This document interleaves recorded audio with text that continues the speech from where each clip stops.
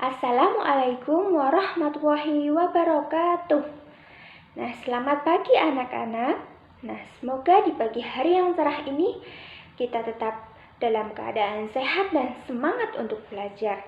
Nah, pada pagi hari ini kita akan belajar pada pembelajaran tema 3, yaitu peduli terhadap makhluk hidup. Subtema 2, keberagaman makhluk hidup di lingkunganku, dan pembelajaran yang pertama yaitu bahasa Indonesia, IPA dan IPS. Nah, diharapkannya nanti setelah pembelajaran nanti siswa dapat menyusun daftar pertanyaan untuk persiapan wawancara. Yang kedua, mengidentifikasi pemanfaatan sumber daya alam hayati bagi kesejahteraan masyarakat. Kemudian yang ketiga yaitu menganalisis upaya pelestarian hewan untuk menjaga keseimbangan alam hayati dengan benar. Kemudian yang terakhir yaitu membuat poster sebagai bentuk kegiatan upaya pelestarian sumber daya alam. Nah, sebelum kita memulai pembelajaran, coba kita perhatikan gambar ini. Nah, gambar apakah ini? Nah, ini adalah gambar komodo. Nah, di manakah komodo itu berasal? Ya, komodo dari Pulau Komodo, tepatnya di Nusa Tenggara Timur. Nah, kita coba perhatikan gambarnya. Ini ada beberapa jenis dari burung cendrawasih, yaitu ada cendrawasih merah, ada cendrawasih kuning kecil, ada cendrawasih tua, ada cendrawasih botak, cendrawasih raja. Setelah mengamati gambar-gambar tadi, Ibu akan memberikan sebuah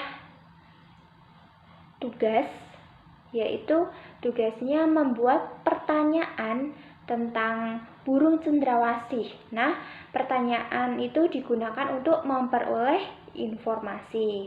Nah, kita bisa menuliskan daftar pertanyaan tentang burung cendrawasih dengan kata, yaitu dengan adik simba. Nah, apa itu adik simba?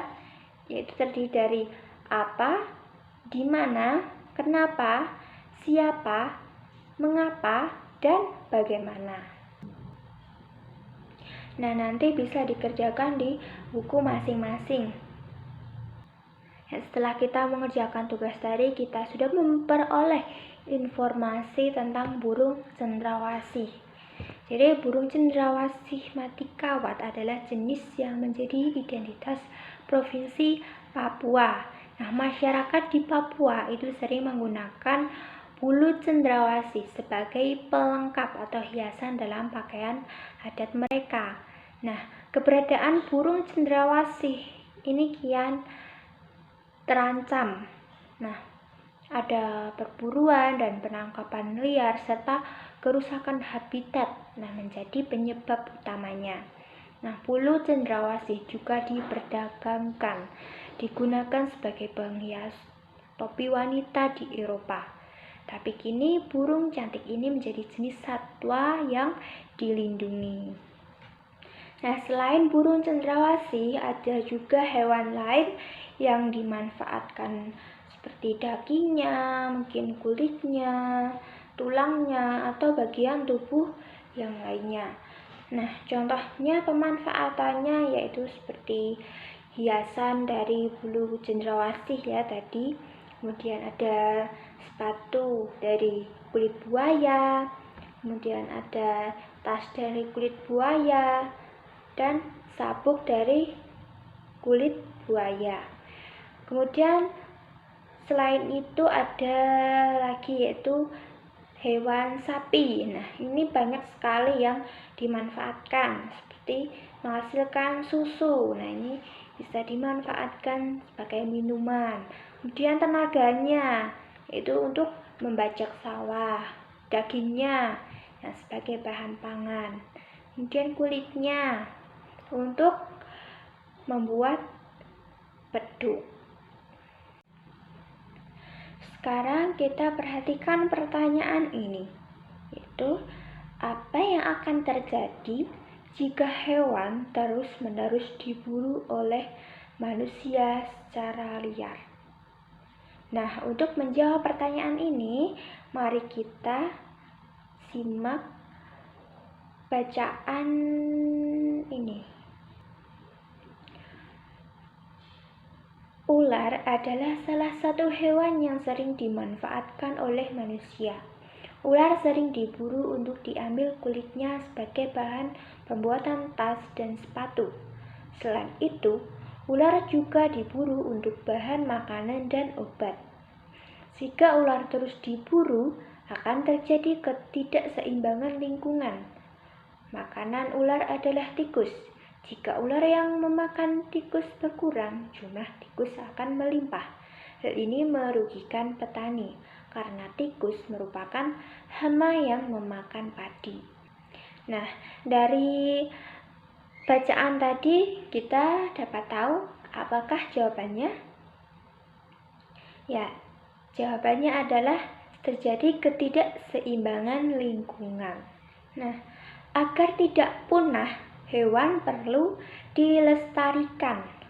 Nah, berikut ini ada beberapa usaha yang dapat dilakukan untuk menjaga kelestarian hewan. Yang pertama, yaitu menjaga perburuan liar. Yang kedua, membudidayakan hewan. Yang ketiga, menggunakan bahan sintetis untuk aksesoris. Yang keempat, yaitu membuat penangkaran hewan. Yang kelima, memelihara hewan di tempat perlindungan seperti Suaka Marga Satwa dan kebun binatang.